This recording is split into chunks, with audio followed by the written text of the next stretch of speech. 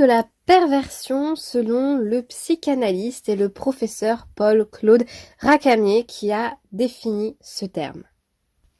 Welcome back mes belles lumières d'amour et bon retour sur cette chaîne. Vous êtes sur la chaîne Alice Light, les enfants de la lumière, dans laquelle des vidéos pour témoigner de ce que j'ai vécu, de ce que j'ai subi en tant qu'enfant de parents narcissiques arrivent.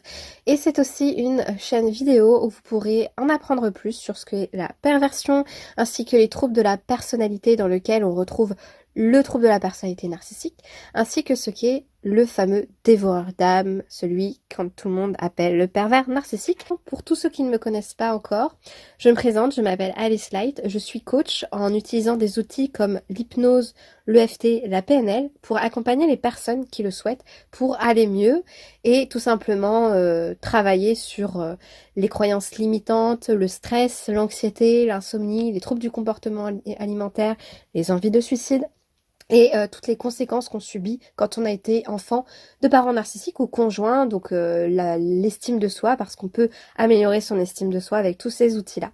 Donc n'hésitez pas à me contacter si vous le souhaitez, mon calendrier est disponible en barre d'infos. Aujourd'hui, je vais aborder avec vous le sujet de la perversion, dans le sens de la perversion narcissique. Comment est-elle définie? Comment Paul-Claude Racamier nous en parle? C'est parti, let's go!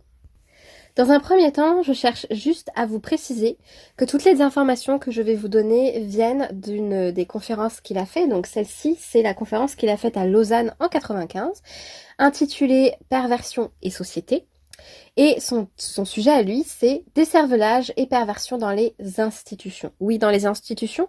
Il nous parle également des familles, parce qu'il a suivi des familles de patients psychotiques, et il a rencontré des familles qui avaient parfois des histoires de vie difficiles.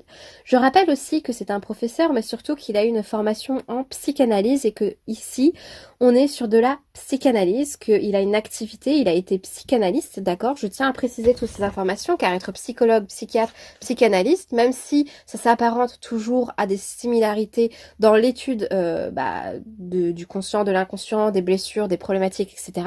La réalité, c'est que la psychanalyse, on va étudier la psyché, d'accord? Donc ça, c'est important de le renoter. Donc ce contexte est très important parce que il a été l'une des premières personnes à évoquer tous ces termes-là de perversion, de perversité, et faut bien différencier quand même qu'est-ce qui se passe en fait, qu'est-ce que la perversion de ce qu'on croit dans l'inconscient collectif et de ce qu'on croit définir. Si je prends la définition du dictionnaire, alors pour toutes les définitions que je vous donne, le Centre national des ressources textuelles et lexicales, la définition de perversion, on a bien la définition que la perversion, c'est l'action de corrompre, de changer en mal une action, par exemple. C'est aussi l'action de détourner quelque chose de sa vraie nature, de sa vraie valeur, de sa vraie définition, en fait. C'est un peu l'idée de pervertir une notion. C'est ce que je vous dis souvent quand je parle de perversion. Je parle du fait qu'en fait, pour moi, le dévoreur d'âme, il a tendance à corrompre les notions qu'on a. Et c'est vrai, parce que si vous réfléchissez 2 secondes, quand on est élevé par un dévoreur d'âme, ce qui a été mon cas, on n'a pas du tout les notions de bien et de mal qui nous sont données. Par exemple, moi j'ai vu ma mère voler mon père, j'ai vu ma mère voler de l'argent, j'ai vu ma mère me rendre complice de ça et me rendre témoin de ça. Donc clairement, l'idée qu'elle m'a éduquée du vol, c'est que c'était ok, c'est que en fait on peut voler, c'est pas grave et il y a aucune conséquence. Alors que dans la réalité, ça a écroulé l'entreprise de mon père et moi j'en ai subi les conséquences avec mon frère parce que quand j'avais 15 ans, il y avait plus d'argent, ce qui voulait dire que ça a été compliqué, tout ce qui est permis, études, logement, nourriture, assurance de voiture, acheter la voiture, tout ce que j'ai mis en place dans ma vie, j'ai dû toute ma vie jusqu'à mes 28 ans. Oui, parce qu'à 28 ans, mon père a pu m'aider un peu pour mes formations, donc ça, on va dire que ça a réparé la blessure un petit peu. Mais quand même, mon début de vie de 15 ans, je me suis retrouvée toute seule à devoir tout gérer comme un adulte, sauf que j'étais pas adulte. Et les conséquences, c'est que les notions de vol, en fait, elles ont été corrompues chez moi. La perversité des comportements de ma mère, c'était de me faire croire que c'était ok d'avoir ce genre de comportement. Mais une partie de moi savait que ça l'était pas parce que j'avais un parent sain à côté et que il y avait des séries à la télé, il y avait d'autres parents, il y avait l'école. Heureusement, mon Dieu, que j'ai été dans des institutions scolaires pour pouvoir avoir des notions. La notion de moralité, je peux vous dire, elle a bien été pervertie. Donc ça, c'est un exemple de corruption infime qu'on peut retrouver en tant qu'enfant de parents narcissiques, mais allons voir ce que nous dit Racamier. Vous êtes prêts? Je vais vous faire une citation, ouvrez les guillemets. Au fond, la perversion narcissique, on est bien sur de la perversion narcissique, pourrait s'apparenter à ce que l'on appelle la perversité. Pour vous définir rapidement la perversité, c'est quelqu'un qui aime, qui tend à faire le mal et qui aime ça. La perversité est particulièrement dans les conduites et elle a un rapport absolument étroit avec le narcissisme. Je ferme les guillemets. Qu'est-ce que ça veut dire ? Ça veut dire que cette notion de perversion narcissique, déjà, elle est en lien avec le narcissisme. Si vous enlevez le narcissisme chez le dévoreur d'âme, vous n'avez plus cette perversion, c'est-à-dire ces actes de perversion. En fait, ce que Rakami essaye de nous dire quand il dit que la perversité, elle est dans les conduites, comme je viens de vous donner la définition, la perversité, c'est quoi ? C'est le caractère d'une personne enclin à faire le mal, d'accord ? C'est ça la perversité, d'accord ? Donc on est bien sur des notions déjà qui ne sont pas sexuelles, je tiens à le dire, même s'il y a un climat incestuel installé par le dévoreur d'âme, de manière générale, la perversion narcissique, elle est liée au narcissisme de la personne, d'accord ? Et à ces comportements qu'on a dit de perversité, c'est-à-dire de prendre plaisir à faire du mal. D'accord ? Donc là, vous avez ces deux notions. Dans la perversion narcissique, vous avez la notion d'avoir une personne. On est sur une personne qui prend plaisir, qui est enclin à faire le mal, et on est sur une personne qui possède un rapport entre cette perversion, c'est lié au narcissisme. D'accord ? C'est-à-dire que l'un ne va pas sans l'autre. On ne peut pas enlever cela.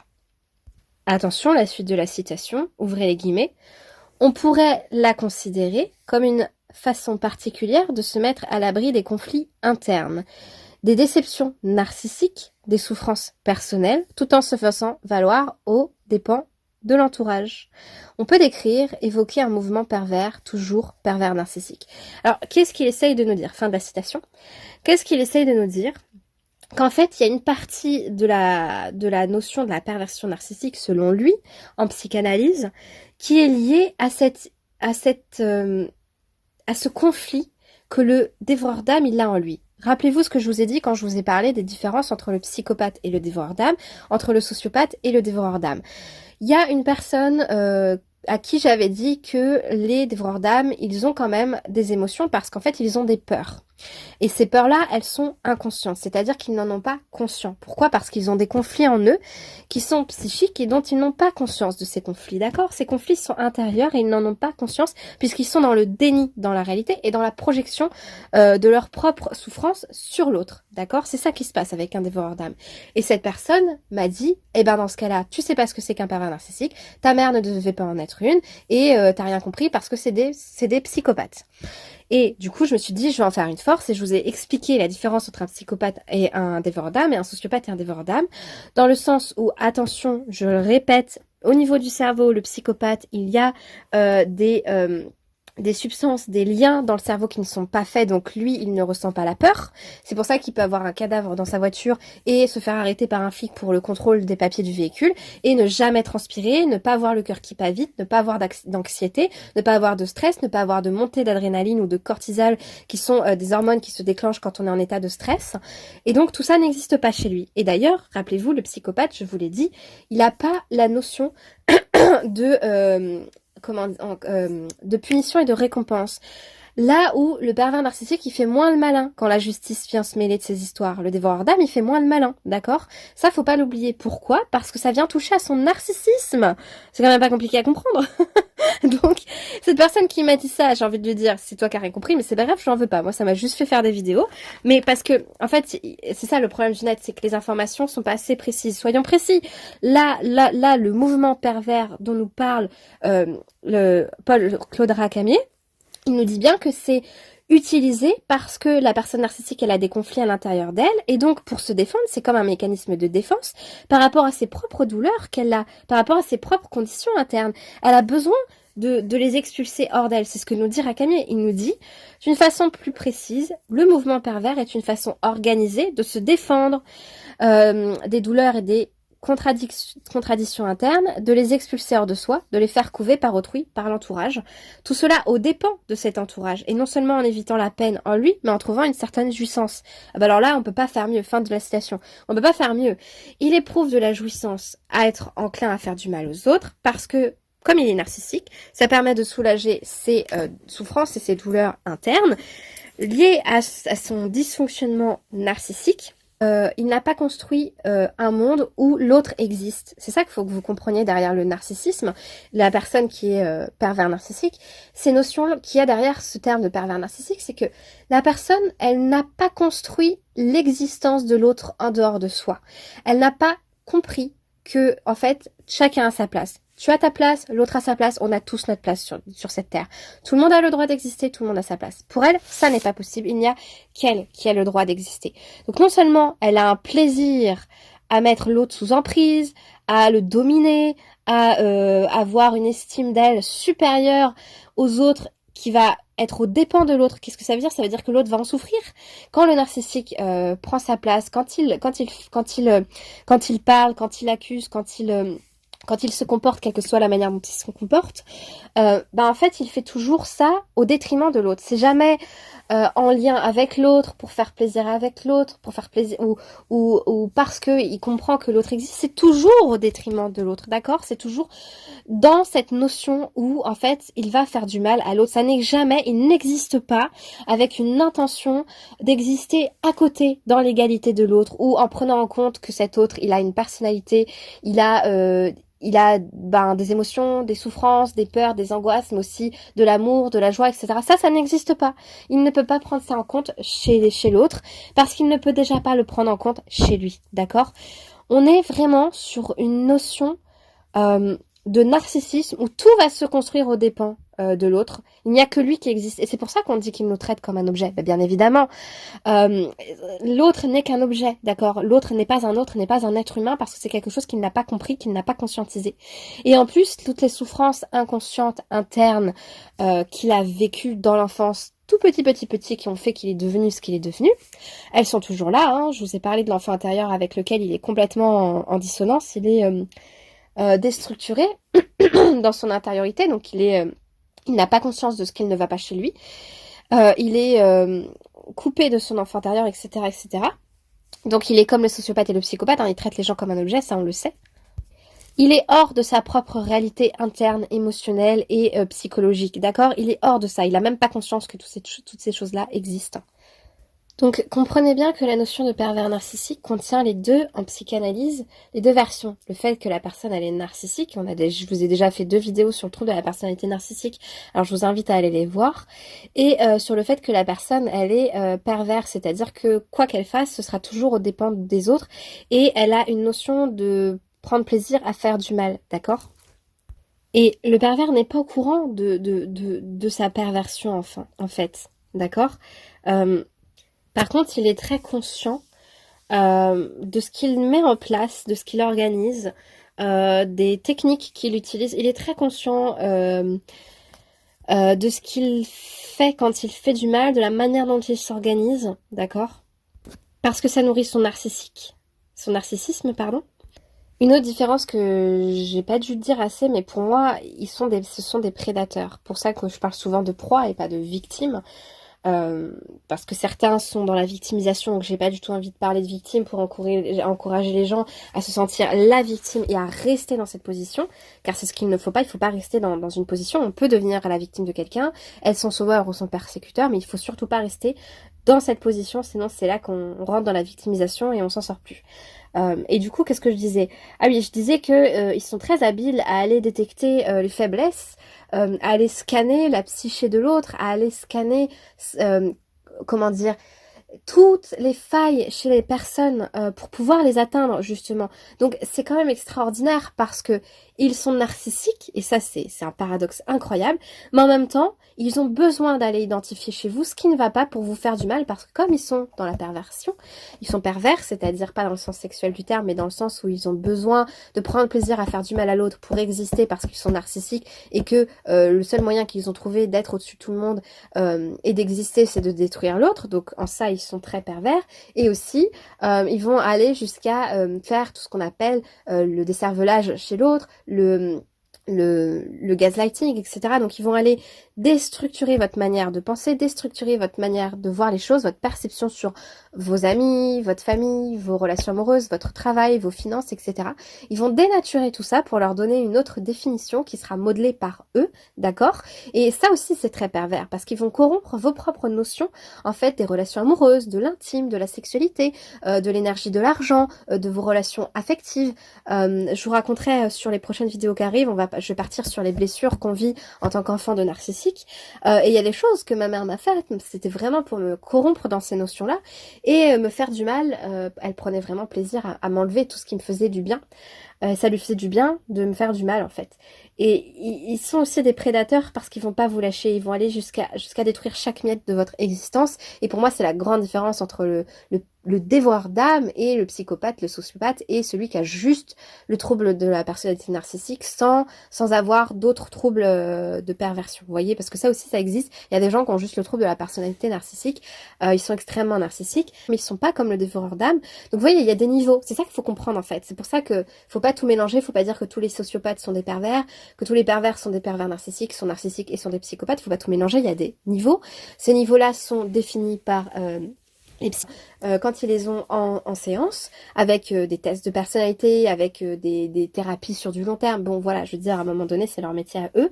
Moi, je ne fais que répandre l'information. Et donc, je vous disais, les pervers narcissiques, les dévoreurs d'âme sont des prédateurs, parce qu'ils sont aussi, toujours comme je vous l'ai dit tout à l'heure, dans l'organisation, ils sont très organisés, pour savoir exactement à quel moment jouer avec leurs pions, à quel moment et comment utiliser, de quelle manière ils vont utiliser leurs pions. Et ça, c'est extrêmement violent quand on est leur enfant. Leur conjoint, bien évidemment, mais moi, je vous parle en tant qu'enfant de ce que j'ai vécu. En quoi est-il pervers aussi? Donc là, je vais vous citer une phrase, vous allez comprendre. Donc je cite, ouvrez les guillemets, « L'un des moyens importants qu'utilise le pervers pour combattre cette attraction objectale, l'attraction objectale, c'est qu'en fait, il supporte pas de dépendre de quelque chose, d'être dans la dépendance ou de dépendre d'un objet, d'accord? Donc l'un des moyens pour pas avoir cette dépendance consiste à disqualifier l'autre. La disqualification est un des moyens absolument essentiels de toute activité perverse de type narcissique. Fermeture des guillemets. Qu'est-ce que c'est disqualifier l'autre? C'est déconsidérer l'autre en tant qu'individu, c'est-à-dire que l'autre ne ressent pas, il n'a pas de souhait, il n'a pas de désir, il ne peut ni vivre, ni ressentir, ni agir, d'accord?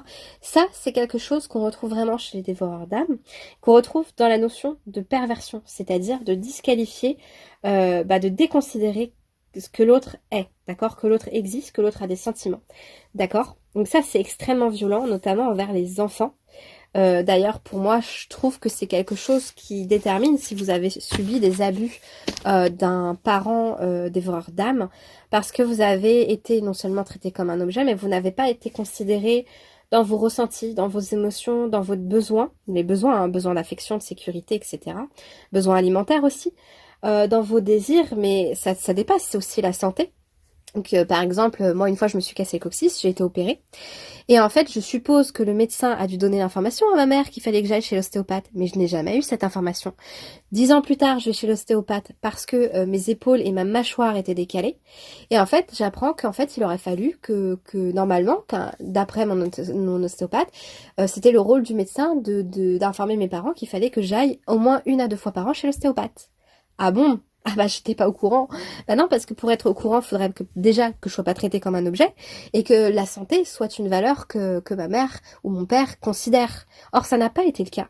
Donc vous voyez, quand je vous dis qu'il y a des dangers des dangers réels à avoir des parents narcissiques et qu'il faut absolument couper les ponts avec eux et qu'il ne faut certainement pas leur donner des justifications sous prétexte que c'est nos parents, ça va jusqu'à votre santé en fait. Parce que il aurait pu m'arriver des choses très très graves. J'avais des douleurs pendant des années parce qu'en fait, il fallait que j'aille chez l'ostéopathe et j'étais pas au courant. Non mais je sais pas si vous imaginez la violence du truc. C'est rien, c'est juste un rendez-vous d'ostéopathe. Ouais, en attendant, ça a duré 10 ans cette histoire. d'accord? Donc en fait, quand on nous manque une information comme ça, parce que la perversion du pervers narcissique, c'est d'aller jusqu'à nous enlever l'accès à ce dont on a besoin. C'est au-delà de nous disqualifier, c'est au-delà de nous déconsidérer, c'est qu'en plus, il nous retire, d'accord? Il nous enlève les besoins qui sont pour notre alimentation, pour pouvoir se payer des factures, pour pouvoir vivre, en fait. Il nous enlève accès à nos propres besoins, soit par des techniques de manipulation psychologique, soit parce qu'en fait ils ont abusé de nous, donc ils ont vidé nos comptes bancaires ou autres, soit parce que vous voyez bien, on n'a pas l'information, ils vont garder l'information pour eux. Mais est-ce que c'est pas hyper est-ce que c'est pas quelque chose de très pervers, ça, justement? Quand je vous disais qu'ils prennent plaisir à faire du mal, qu'ils sont enclins à faire le mal, la perversité, on a vu la définition selon le Centre national des ressources sexuelles lexicales, c'est que la personne, elle est enclin à faire le mal. Bah, si ça c'est pas un exemple, enfin c'est rien, vous allez me dire, bah oui, mais si c'était un pacemaker pour le cœur, si c'était si j'avais été déformée à vie. Non mais c'est vrai, quoi. Jusqu'où ça va aller, en fait, leur perversion? Jusqu'où elle va? Bah je vous le dis, il n'y a pas de limite, hein. Donc voilà. Pour poursuivre, Rakami nous dit que en fait il a besoin de se mettre à l'abri des conflits internes. Donc ça, c'est toutes les blessures qu'il a à l'intérieur de lui, tous les problèmes psychiques et émotionnels qu'il n'a jamais réglés, dans lesquels il est, mais avec le déni. Il est dans le déni de tout ça, donc ça n'existe pas pour lui, mais en fait, il va les projeter sur les autres. Donc, en fait, il a besoin de dominer son entourage pour expulser ses conflits internes. C'est ce que nous dit Paul-Claude Rakamier, et que en fait, c'est son entourage qui va être chargé de porter et de supporter les blessures de cette personne. D'où la projection. C'est pour ça que je vous parle de projection. Non seulement on n'est pas pris en compte, on est utilisé, on est traité comme un objet, il n'y a pas de considération dans la valeur de notre individu, de notre être, hein, quand on est leur enfant, mais en plus, ils vont nous envoyer de manière indirecte, ils vont nous faire porter, d'accord, leurs problématiques de vie, leurs conflits, leurs souffrances, d'accord? Et c'est très violent parce que ça va être sur les comportements qu'ils ont, les paroles qu'ils ont, les actes qu'ils ont. On est porteur d'ailleurs souvent. Un enfant pour moi c'est clair et net, c'est même inévitable. L'enfant d'un parent narcissique, du dévoreur d'âme, il est à la fois infantilisé par le dévoreur d'âme pour ne pas se construire, donc ça c'est pervers, mais en même temps il est utilisé comme parent, c'est-à-dire il devient le parent de son parent, et donc il a à charge des responsabilités, des émotions, des paroles qui sont pas les siennes. Par exemple, je sais pas quelle situation je pourrais vous donner, par exemple, il y a eu un décès dans la famille, le dévoreur d'âme n'en a rien à faire, mais l'enfant il comprend pas, d'accord? L'enfant ne comprend pas que le dévoreur d'âme ne ressent pas d'émotion, qu'il traite les gens comme un objet, donc que la personne soit morte ou pas, ça n'a pas d'importance. Mais en fait, ce deuil, à un moment, il faut l'accueillir, d'accord? Il faut accueillir ce deuil pour le dépasser. Si le parent ne joue pas son rôle, parce que croyez-moi, vous qui êtes probablement parent, vous avez sans doute connu ça, ou vous avez indirectement transmis des problématiques à vos enfants parce que vous les aviez pas réglées en amont. Et c'est pas un reproche, c'est un constat. On le fait tous, donc aucune culpabilisation. La réalité, c'est que quand on est porteur en tant que parent de quelque chose qu'on n'accueille pas, qu'on ne dépasse pas, qu'on ne guérit pas, les enfants risquent de le porter à la place des parents. Et en fait, il y a l'épigénétique, il y a le transgénérationnel, il y a énormément de choses qui rentrent en compte, d'accord? Quand on est dans un noyau d'un système familial, le noyau, il est en contact avec l'environnement familial, avec tout ce qui s'est passé. Donc je vais pas partir sur la psychanalyse des fantômes des familles, mais parce que c'est comme ça qu'on appelle ça, on appelle ça les fantômes, enfin bref, on s'en fout. Ce que je veux vous dire, c'est que dans le cas du deuil, si le parent ne le fait pas, l'enfant, il aura un double deuil à porter. Son propre deuil qu'il fait lui et celui que son parent narcissique ne va pas faire. Donc imaginez tous les jours ce que le parent dévoreur d'âme ne fait pas, l'enfant, de manière inconsciente, va le porter. Que ce soit positif ou négatif, d'accord? Donc c'est grave quand même parce que ça va créer beaucoup de blessures émotionnelles chez l'enfant et ça va créer beaucoup de blocages aussi, de blocages inconscients et de schémas répétitifs et d'incompréhension. Et l'enfant en fait, il va porter le poids de 2 vies. Moi je vois ça comme ça en tant qu'enfant qui grandit avec un dévoreur d'âme. Je vois ça comme ça parce que les problématiques de vie, déjà quand nos parents les règlent pas, c'est lourd, mais alors quand les parents ne les accueillent même pas parce qu'ils sont dans le déni de la réalité, qu'ils ne veulent pas en entendre parler, que ça n'existe pas chez eux parce qu'ils traitent l'autre comme un objet, mon Dieu, au secours. Donc voilà, donc c'est un double poids, c'est une double charge, d'accord? C'est terrible parce qu'on va devoir accueillir et pour résoudre, hein, pour aller de l'avant, pour guérir son enfant intérieur, pour cesser de répéter certains schémas, certains blocages, on va devoir guérir certains événements de vie que notre parent dévoreur d'âme a vécu et qui n'a pas été transmuté pour être dépassé, pour que cet événement, voilà, ça fasse partie de la vie, mais ce ne soit plus souffrant. C'est l'enfant qui va souffrir à la place du dévoreur d'âme, d'accord? Ça, c'est important de le comprendre. Autre détail que nous informe Paul-Claude Racamier, c'est que pour un pervers narcissique, pour lui, il nous dit que la vérité n'a aucune importance aux yeux du pervers narcissique. Il n'a pas alors là je cite, il n'a pas le sentiment de mentir, il n'a pas le sentiment de tricher, c'est sans importance, fin de la citation. En effet, c'est exactement ça, donc c'est ce que je vous disais tout à l'heure quand je vous parlais de corrompre les notions. Pourquoi je vous disais que la perversion c'est aussi la corruption des notions? Parce que tout va être corrompu quand on est enfant de parents narcissiques. Si, pour lui, ça n'a pas l'importance de tricher et de mentir, qu'est-ce qu'il enseigne à ses enfants? Vous comprenez où je veux en venir? Donc c'est pour ça que c'est compliqué de grandir avec eux, c'est très très compliqué. Extrêmement important, il nous parle du trait chez le narcissique, donc un trait négatif, qui est le surinvestissement de la parole. Donc qu'est-ce que nous dit Racamier? Il nous dit que, en fait, la personne qui est pervers narcissique, voici comment elle pense. Citation. Puisque je l'ai dit, et je vais vous le dire, de façon que vous le croirez, puisque je l'ai dit, ça suffit. Fin de la citation.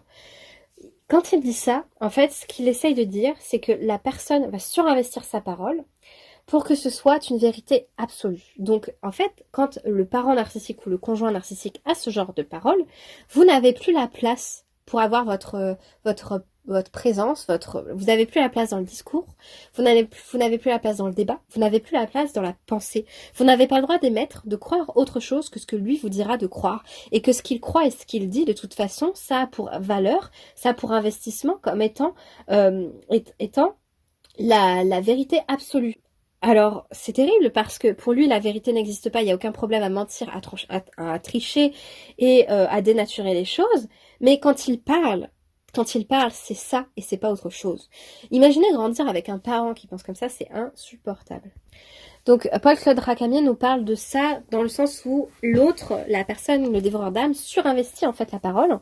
Donc, c'est très narcissique de faire ça. Et très pervers puisque ça empêche l'autre d'exister et en même temps, ça déconsidère l'autre et en même temps, etc., etc. Vous avez compris. Et donc, en fait, cette pensée, en fait, elle détruit toute valeur de la pensée. Quand on a affaire à un dévoreur d'âme, conjoint ou parent qui est comme ça et qui nous traite comme ça, la valeur que nous, on va accorder à la pensée ou au plaisir de s'exprimer ou au fait qu'on existe à travers l'expression de soi, elle est dénaturée. En fait, elle n'existe plus. Elle est pervertie par la manière dont le dévoreur d'âme va prendre toute la place dans cet surinvestissement de la parole et de la pensée, d'accord ? Et alors, cette vidéo, je vais la finir sur ce détail, je vais vous faire une suite à cette vidéo, on va dire que c'est la partie 1. Il nous dit bien, hein, attention, Paul-Claude Racamier, il nous dit bien que lui et que Freud, quand ils ont parlé de perversion narcissique et de perversion infantile, en fait, que je cite parce que c'est trop important pour pas citer. Vous êtes prêts? Je cite. Lorsque l'on découvre dans certains cas des parents, les deux, le père ou la mère, qui se sont comportés d'une façon franchement perverse et très déroutante pour l'enfant, celui-ci court de grands risques à devenir psychotique, soit dans son enfance, soit plus tard. C'est quand même, fin de la citation. C'est quand même terrible parce que ce qui est en train de nous dire Paul-Claude Racamier, c'est que quand on a des parents comme ça, qui sont dans des notions de perversion narcissique, les enfants ont de grandes chances d'avoir des soucis. Donc psychotique, tout ce qui est de l'ordre psychotique, c'est ce qui relève de la psychose en fait. Pour faire rapide, la psychose, c'est pas les névroses. Freud et d'autres psychanalystes nous expliquent qu'on est tous névrosés. Névrosés, c'est quand vous avez des petits soucis, par exemple, vous allez faire des excès de colère. Enfin, bref, c'est pas, je vais pas vous expliquer les névroses, c'est simple, mais en même temps, là, j'ai pas d'exemple. On est tous névrosés, ok. Mais les psychoses, c'est par exemple, c'est ce que je vous ai dit, c'est le trouble de la personnalité borderline, c'est l'hystérique, c'est c'est le trouble de la personnalité narcissique, c'est celui qui devient schizophrène. Je vous l'ai déjà dit dans une vidéo précédente que les risques des enfants de pervers narcissiques, parfois, c'est de ne pas s'en sortir, d'accord? Quand on a un parent dévoreur d'âme, on peut, comme on est enfant, on est éduqué par ces gens-là, ça dépend. Alors là, je pense qu'il y aurait tout un tas de calculs à faire, d'études à faire pour savoir jusqu'où on peut être impacté par un dévoreur d'âme en tant qu'enfant. Ça dépend, est-ce qu'on est le premier enfant, est-ce qu'on est le deuxième, quel rôle il nous a donné, quel est notre caractère, parce qu'en fonction de notre psychologie, on peut plus ou moins se sortir. Il y a plein de paramètres à prendre en compte. Est-ce qu'on a été à l'école ou pas? Dans quelle société on a grandi? Est-ce que le parent sain était là? Est-ce que l'autre parent était sain ou pas? Vous voyez, il y a énormément de questions à prendre en compte. Mais c'est un fait que les enfants de dévoreurs d'âme peuvent devenir psychotiques à leur tour et avoir des troubles. Mais après, c'est pas toujours grave parce que, par exemple, être évitant, la dépendance affective, ça peut être, si c'est un comportement qui est vraiment intégré dans la personnalité de la personne, être évitant ou être en dépendance affective, ça fait partie des troubles de la personnalité antisociale, d'accord? Ça en fait partie. Donc vous voyez que entre la dépendance affective et être psychopathe, il y a des nuances, d'accord? Il y a des nuances, il y a des niveaux. Donc voilà, il y a différents levels. Donc vous voyez bien que c'est pas parce qu'on a un trouble que c'est la fin du monde, mais il y a quand même des choses très très graves qui peuvent arriver à ces enfants. Donc c'est important de bien comprendre ces notions de perversion narcissique, de perversité. Qu'est-ce que la perversion selon Rakami? Donc là, je vous ai juste donné un aperçu de ce que lui, il définit par rapport à la psychanalyse et à ce qu'il a pu comprendre. Donc je vous ai donné des exemples, 3 exemples de ce que moi j'ai pu vivre. C'est pas grand chose, mais je vais vous faire une deuxième vidéo où là on va plus parler du noyau pervers dans les institutions. On va aller un peu plus loin. Je vais continuer avec ce sujet-là. Je trouve que c'est intéressant. Donc voilà mes belles lumières. J'espère que cette vidéo vous aura plu. Il y a une deuxième partie qui arrive. Donc sur ce, je vous remercie infiniment de l'avoir écouté. J'espère qu'elle vous aura éclairé sur le sujet. Sur ce, je vous fais des gros bisous. Je vous souhaite le meilleur. Et je vous fais des bisous moustachus d'amour et de lumière. Je vous dis à bientôt dans une prochaine vidéo.